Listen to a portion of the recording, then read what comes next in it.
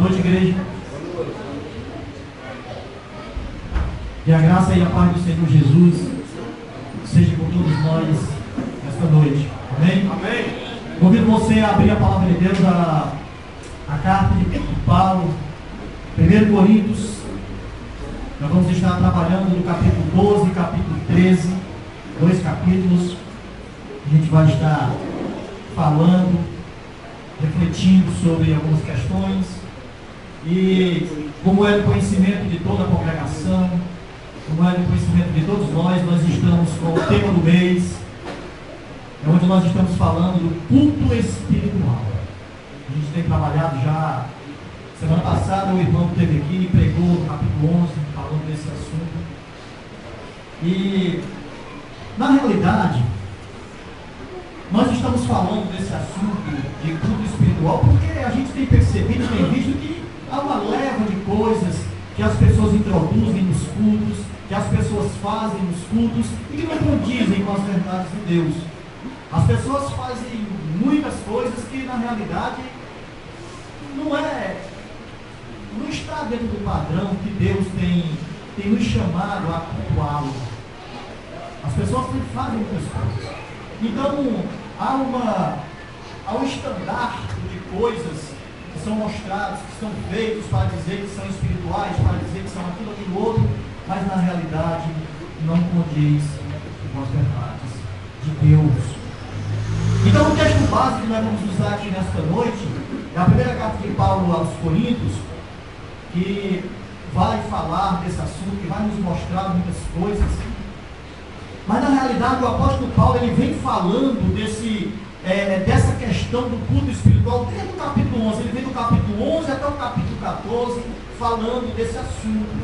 E usando essa carta, nós vamos mostrar que o culto espiritual ele não é o que muitos fazem, como eu acabei de dizer. Não é as coisas que estão fazendo que não condiz, né? E o apóstolo Paulo ele escreve essa carta para corrigir vários problemas que a igreja de Coríntios estava passando, que eles estavam vivendo. Então ele escreve essa carta, chamando os irmãos à atenção, exortando os irmãos, porque na realidade a igreja de Coríntios ela estava vivendo uma divisão. Havia grupos surgindo dentro da igreja, havia grupos se levantando dentro da igreja. Capítulo 1, versículo 12, a gente vai ver que Paulo exorta os irmãos à unidade, que eles deveriam ser unidos, em um só propósito. Porque havia alguns dentro da igreja que estavam dizendo: eu sou de Paulo, eu sou de Apolo, eu sou de Pedro, eu sou de Cristo. Havia esses grupos se levantando dentro da igreja. Então Paulo vem tratando desse assunto. A igreja de Coríntios ela enfrentava muitos problemas. Havia uma leva de problemas dentro da igreja de Coríntios. A igreja era uma igreja que vivia problemas com a imaturidade. Uma igreja que estava vivendo um problema relacionado à impureza, a litígio entre irmãos levando irmãos para a justiça, para resolver problemas, por quanto poderiam ser resolvidos dentro da congregação. A igreja de Coríntios vivia problemas de sensualidade, de imoralidade sexual, problemas de casamento, problemas de idolatria. Todas essas coisas estavam acontecendo na igreja de Coríntios. A igreja ainda vivia um problema de submissão das mulheres. Aquele problema até que o irmão pregou aqui semana passada sobre o véu. As mulheres queriam ter os mesmos direitos que os homens. Claro, a mulher tem o seu direito sim, mas com relação às coisas de Deus, ela é submissa. Ela precisa estar debaixo de autoridade. Ela não deve exercer autoridade segundo a palavra de Deus assim. Então a igreja de Coríntios estava vivendo isso. Estavam vivendo um problema de celebração de ceia, onde irmãos iam para a ceia, mas eles se panturravam de comida e alguns ficavam sem comer. Era assim que a igreja se mostrava. E ainda vivia problemas de questões doutrinárias. Todas essas questões, todos esses problemas, a igreja de Coríntios está vivendo. E por isso que o apóstolo Paulo, ele escreve para que se houvesse ordem, para que se houvesse realmente um culto espiritual. A igreja, na realidade, ela não tinha uma ordem de culto. Ela não tinha algo direcionado. Era algo fora do contexto.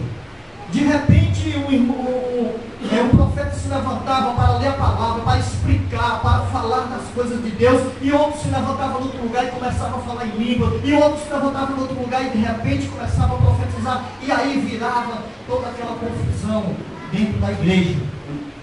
E quando nós abrimos a palavra de Deus, no capítulo 14, 1 Coríntios, versículo 27, vai dizer que quando se levantarem para falar em outras línguas, que sejam pelo menos 3 e que haja intérpretes, e naquela questão, naquela condição, não estava acontecendo. Por isso a igreja estava vivendo essas questões. E tudo isso refletia a realidade problemática que a igreja de Coríntios enfrentava. Era esse problema. Era toda essa questão. E aqui no capítulo 12, dessa carta, o apóstolo Paulo, ele faz uma exortação acerca dos dons espirituais. Porque na realidade a igreja de Coríntios, ela buscava dons. Ela era uma igreja que havia muitas pessoas com muitos dons, mas ela lutava por dons, queria dons. E um dos maiores dons que eles enfatizavam e achavam que a espiritualidade estava pautada nisso, era o dom de línguas. Era essa a questão. Esse era um dos problemas maiores. O apóstolo Paulo fala que os dons, eles foram dados para a edificação da igreja. É tanto que no contexto aí da carta, ele vai dizer que o dom de línguas, ele não é um dom que está acima de todos os outros. Ou seja, a igreja, ela não se edifica com esse dom, até porque ele nunca vai saber o que está falando. Era isso que no contexto Paulo estava falando para aqueles irmãos. Os dons, eles eram muitos e foram dados para promover a unidade da igreja. A igreja precisava ser unida através dos dons. E aqueles irmãos estavam, na realidade, usando esses dons para autopromoção, para autoglorificação, e não edificavam a igreja. Esse era todo o problema que estava acontecendo na igreja de Coríntios. Se nós olharmos o versículo 4 do capítulo 12, ele vai dizer: ora, os dons são diversos, mas o Espírito é o mesmo. Então os dons são muitos, mas é o mesmo Espírito. Aí Paulo faz uma comparação com relação a isso, quando ele vai falar da unidade orgânica da igreja. Ele compara a igreja a um corpo.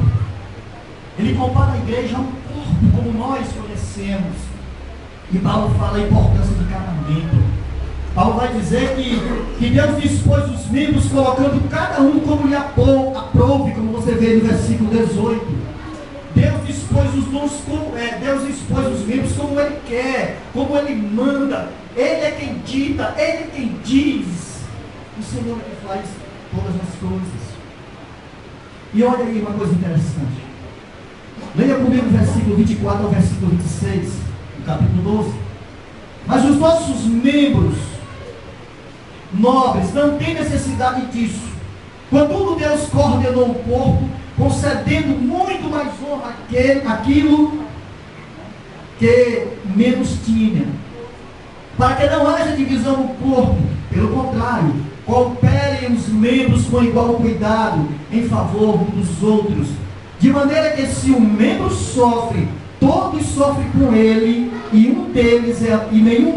se um deles é honrado com ele, todos se regozijam. Todos se regozijam. Então nós precisamos dos dons um dos outros. O meu dom, ele é para abençoar a sua vida. O seu dom é para abençoar a minha vida. Tem que ser algo assim. E não alguém se sobressair, e não alguém aparecer, não, de forma nenhuma. Não existe ninguém autossuficiente. Essa é a questão. Não existe ninguém autossuficiente. Todos os dons são importantes e precisam contribuir de uma forma geral para que todos nós, de uma forma, possamos nos edificar. É isso que deve acontecer.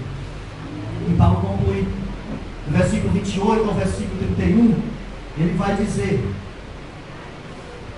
a um se estabeleceu Deus na igreja, primeiramente para apóstolos, em segundo lugar profetas, em terceiro lugar mestres, depois cooperadores de milagres, depois dons de cura, socorros, governos, variedade de línguas. Porventura são todos apóstolos? Ou todos profetas? São todos mestres ou operadores de milagres? Tem todos dons de cura? Falam todos línguas, interpretam-nas todos. Entretanto, procurai com zelo os melhores dons. Paulo está dizendo que não se deva, ele não está dizendo que não se deva procurar ter dons, mas ele está dizendo que tem que se procurar os dons melhores. Ele está dizendo que, na realidade, nós temos que procurar aquilo que realmente edifique a igreja, que traga a igreja para a adoração, que mostre a igreja como de fato adorando a Deus. E ele ressalta, e eu posso mostrar ainda um caminho sobremodo excelente. Ele diz aí na carta. Paulo vai mostrar como de fato, de verdade, existe um caminho sobremodo excelente. E sabe, irmãos, esse caminho a qual Paulo se refere é o amor. E é sobre esse caminho que eu quero falar com vocês esta noite. É pautado nesse caminho, abraçando esse caminho, que nós devemos olhar como, de uma forma, como nós devemos cultuar, como nós devemos adorar ao nosso Deus. Amém? Amém? Então eu convido você agora a ler o capítulo 13 de 1 Coríntios. E Paulo vai nos dizer o seguinte: ainda que eu fale a língua dos homens e dos anjos, se não tiver amor, serei como bronze que soa ou como símbolo que retine. Ainda que eu tenha o dom de profetizar e conheça todos os mistérios e toda a ciência, ainda que eu tenha tamanha fé a ponto de transportar montes, se não tiver amor, nada serei. Ainda que eu distribua todos os meus bens entre os pobres, e ainda que entregue o meu corpo para ser queimado, se não tiver amor, nada disso me aproveitará. O amor é paciente, é benigno. O amor não age em ciúme, não se ufana, nem se ensoberbece. Não se conduz inconvenientemente, não procura os seus interesses, não se exaspera, não se ressente do mal, não se alegra com a injustiça, mas regozija-se com a verdade. Tudo sofre, tudo crê, tudo espera, tudo suporta. O amor jamais acaba, mas havendo profecias desaparecerão, havendo línguas cessarão, havendo ciência passará. Porque em parte conhecemos e em parte profetizamos. Quando porém vier o que é perfeito, então o que é em parte será aniquilado. Quando eu era menino, falava nas coisas de menino. Sentia como menino, pensava como menino. Quando cheguei a ser homem, desisti das coisas próprias de menino. Porque agora vemos como um espelho obscuramente. Então veremos face a face. Agora conheço em parte, então conhecerei como também sou conhecido. Agora, pois, permanecem a fé, a esperança e o amor. Estes três, porém, o amor. Estes três, porém, o maior destes é o amor. Amém? Amém? Paulo enfatiza o amor. Paulo está enfatizando isso. Paulo está falando isso. Observe que Paulo, ele mostra o caminho mais excelente, ele diz que é o amor. Na realidade é o amor. Porque, amados, não se faz de forma nenhuma um culto a Deus se não for para amor. Tem que haver amor em nossos corações. Tem que haver, tem que existir. E Paulo, na realidade, ele faz uma comparação entre o amor e os dons espirituais em particular. Ele faz essa comparação. Observe que nos dons de línguas,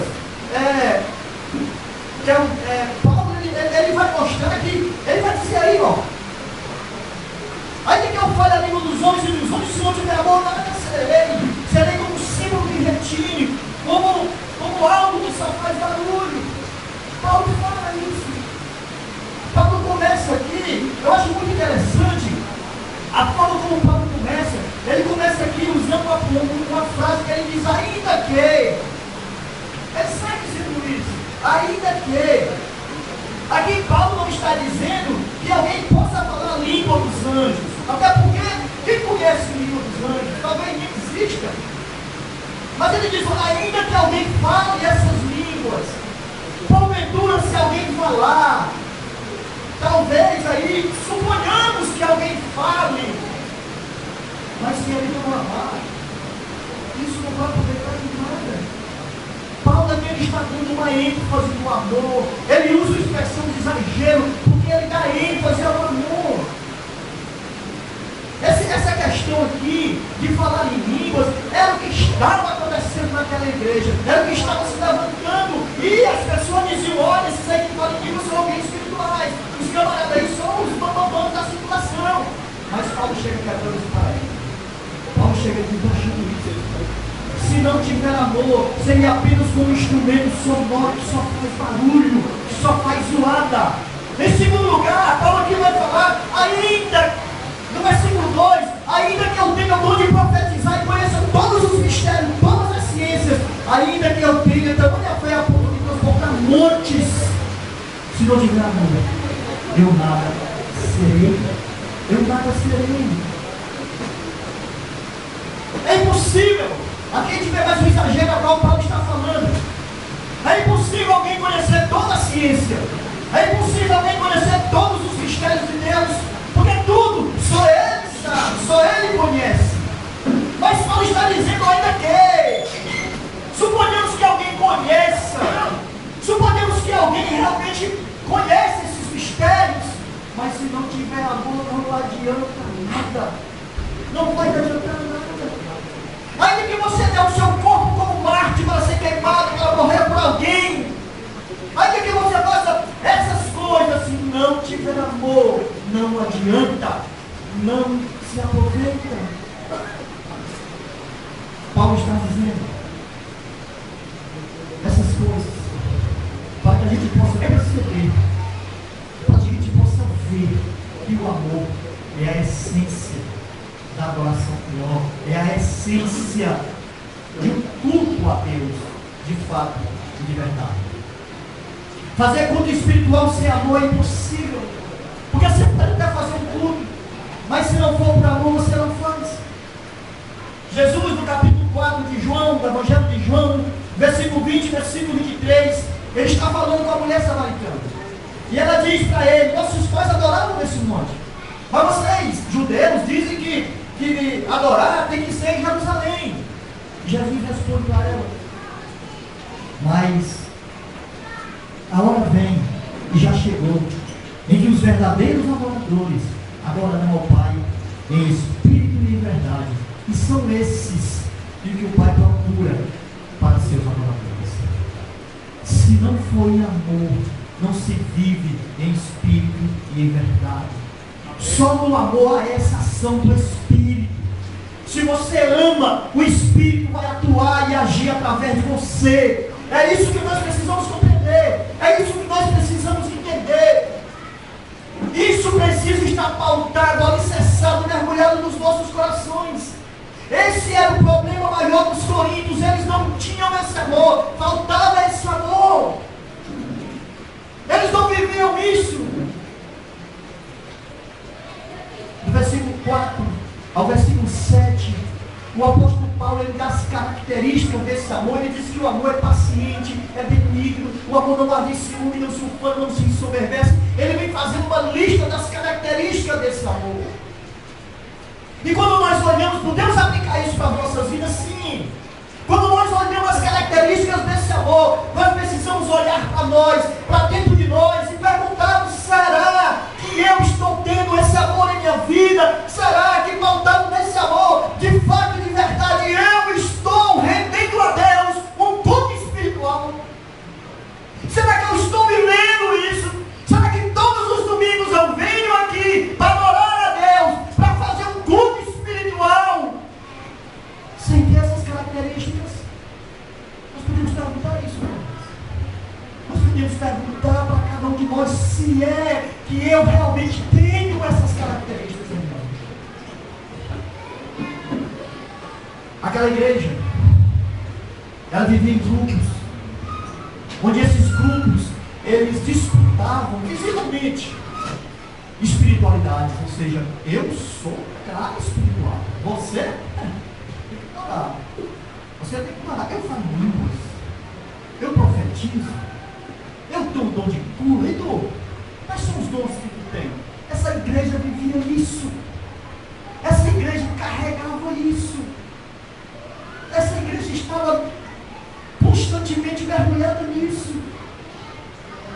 Mas sabe, irmãos, olha o que Paulo diz no versículo 11.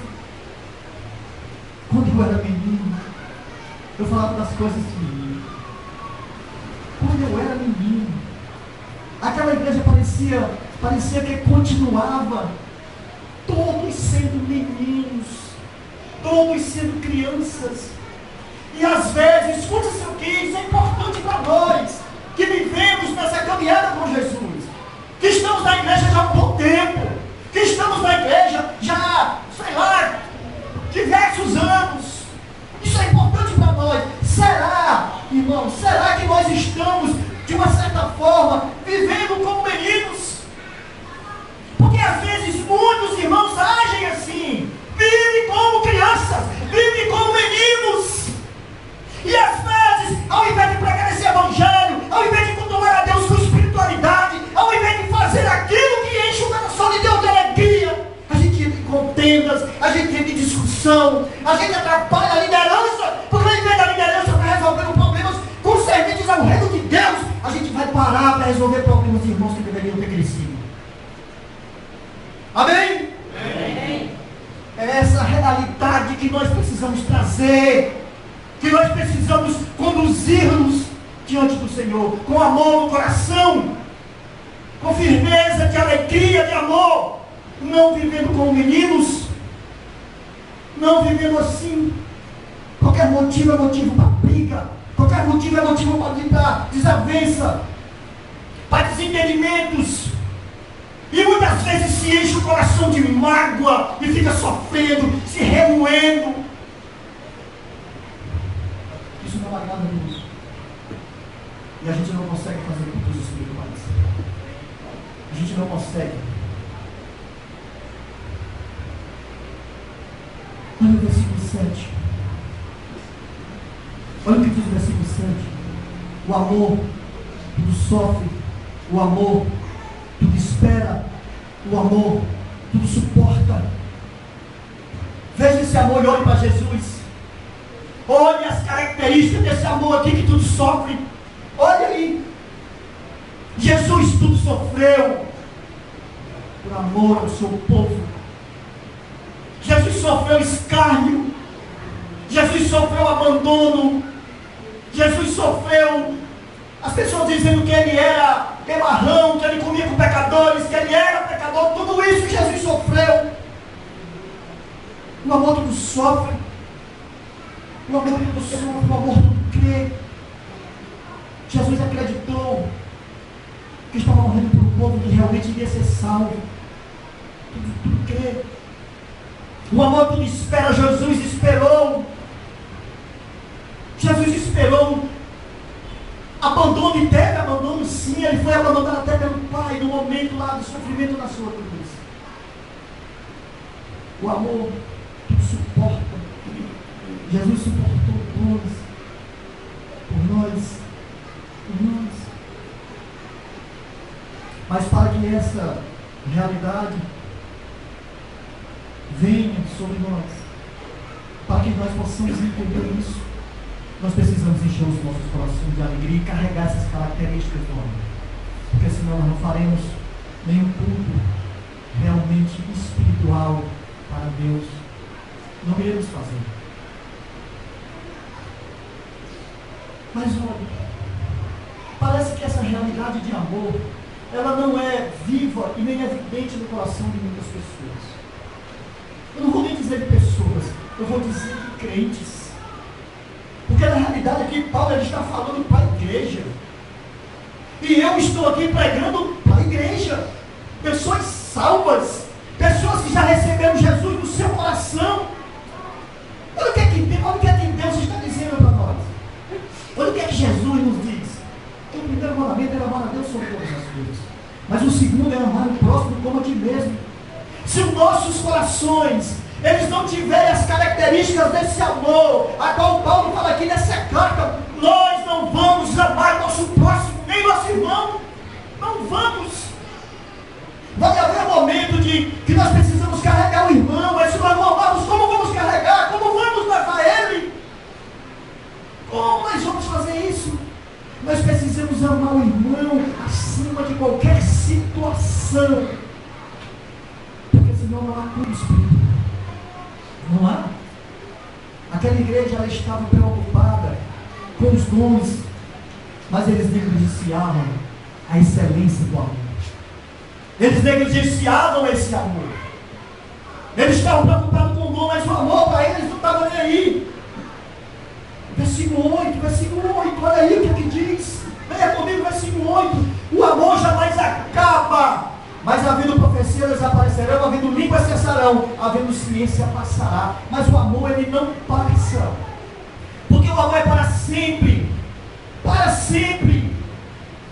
Nós só conhecemos as coisas em partes, como diz no versículo 9. Nós não conhecemos todas as coisas. Nós só ouvimos em parte, pregamos em parte, ensinamos em partes. A igreja de Coríntios, ela agia como se esse amor fosse algo que não fosse tão necessário, como se fosse algo que não fosse tão importante. Eles negligenciavam de verdade esse amor. E sabe, irmão, eu queria que nós olhássemos para isso com mais firmeza, com mais satisfação para esse amor, com mais alegria para esse amor. Se nós amarmos, se essas características desse amor tiver em nós não passamos por problemas assim, nós não passamos por coisas como essas, de desavença, desentendimento, de problemas, não passamos de forma nenhuma. E eu digo para você que o culto será sim um culto espiritual a qual Deus espera. Amém? Paulo, ele diz algo aqui interessante no versículo 10. Ele diz assim, quando vier o que é perfeito, então o que é parte será aniquilado. É interessante que eu, estudando e fazendo algumas pesquisas, eu vi três formas que as pessoas falam desse versículo, ou seja, três tipos de interpretações sobre esse versículo. E uma delas que me chamou a atenção é que esse perfeito a qual ele fala aqui é a volta de Cristo. Eu achei muito interessante. A volta de Cristo. Porque quando chega no versículo 13, Paulo vai dizer assim, agora pois permanece a fé, a esperança e o amor, estes três, porém, o maior destes é o amor. Então, quando você faz uma junção, quando você faz uma colocação aqui, você percebe algo interessante. Se realmente esse perfeito é Jesus quando voltar, e ele está dizendo que o que vai permanecer é o amor, as outras coisas vão passar, é porque quando Jesus voltar, eu não preciso mais de fé, porque a fé é a esperança das coisas que se não veem, agora eu estou vendo ele. Não preciso mais. Eu não preciso mais de esperança, porque eu esperava ele vir e ele chegou, ele está aqui. Mas o amor é eterno, porque Jesus é o próprio amor, então vai durar para sempre. Por isso Paulo fala isso aqui. Por isso ele diz isso aqui. Cristo é o próprio amor. Porque o amor é eterno, não passa. Nunca vai passar, nunca vai passar. O amor é a linha que nós precisamos tomar para fazermos culto espiritual a Deus. Sem o amor você não faz esse culto. Não faz. Não faz. Se alguém deve buscar dons espirituais, amém. Que busque. Mas que busque também o amor. Amor. Amor. É isso que nós precisamos fazer. Porque o amor é o dom supremo. Ele é o dom sobre todos os dons. Sobre todos os dons. Sem amor não há adoração a Deus. Não há. Sem amor você não adora. Sem amor não há comunhão. Porque se você não amar, e você não conseguir ter comunhão com o seu irmão, você não vai ter comunhão com Deus. Não vai. Sem amor não há edificação da igreja. Porque a igreja se edifica, nós nos edificamos uns com os outros porque nos amamos. Se esse amor for quebrado, não há de forma nenhuma edificação da igreja. Não há. Sem amor não há perdão, não há arrependimento, não há salvação. Sem amor não é isso. Sem amor todos os dons desaparecem. Não há ação do Espírito. Não se fala pelo Espírito. Não se fala. Não vai se falar pelo Espírito. Olha o que diz o versículo 6 do capítulo 12. Por isso vos faço compreender que ninguém que fala pelo Espírito de Deus afirma amar a Jesus. Por outro lado, ninguém pode dizer Senhor Jesus, senão pelo Espírito Santo. Só pelo Espírito. Então sem amor não há de forma nenhuma ação do Espírito. Não se fala por ele. Sem amor, se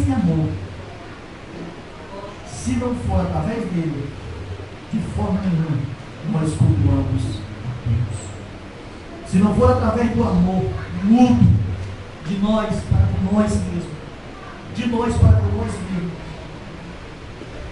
e para com Deus, Deus não recebe o nosso culto. O nosso culto espiritual precisa estar pautado nesse amor. Amém? Sabe, irmãos, são palavras exortativas como essa de Paulo que precisa chamar a nossa atenção. São palavras exortativas dessas de Paulo aqui que precisa fazer com que nós revejamos os nossos conceitos de crentes, os nossos conceitos de servos de Deus. Como está a tua vida? Como está a minha vida? Como nós estamos caminhando? São exortações como essas que devem fazer com que eu olhe mais para mim. Eu procure orar mais. Eu procure me envolver mais, estudar mais. Sabe? Eu quero encerrar com esse versículo do Evangelho de João, capítulo 13, versículo 34 e versículo 35. Jesus disse assim: novo mandamento vos dou, que vos ameis uns aos outros, assim como eu vos amei, que também vos amei uns aos outros. Nisto conhecerão todos que sois meus discípulos, se tiverdes amor uns com os outros. Amém? A palavra de Deus ela é muito direta. Deus está dizendo: olha, se você não ama o seu irmão, como você vai dizer que ama a Deus? Se você não ama aquele que você vê, como você vai dizer que ama aquele que você não vê? E se você não ama a Deus, como você vai render a Ele um culto espiritual? Não tem lógica, não tem sentido algum. Se nós quebrarmos esse amor, se nós tirarmos as características desse amor que tudo pode, tudo sofre, tudo espera, todas essas características, se nós tirarmos desse amor, a gente não se suporta. Não, a gente não se suporta.